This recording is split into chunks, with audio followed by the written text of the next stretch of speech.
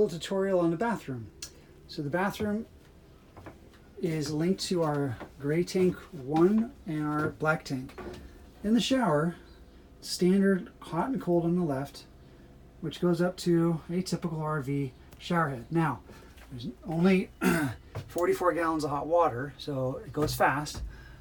This button is what you push to stop the water so you can rinse or lather up and then rinse, and then push the button to rinse off.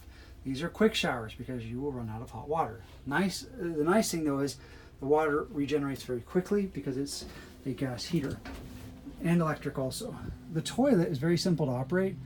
Once you've done your business, you're going to use your foot and push down gently on that, and it will drop all of the junk in the tank.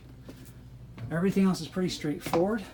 You've got appliances here if you want to put a hair dryer or whatnot and be able to get ready.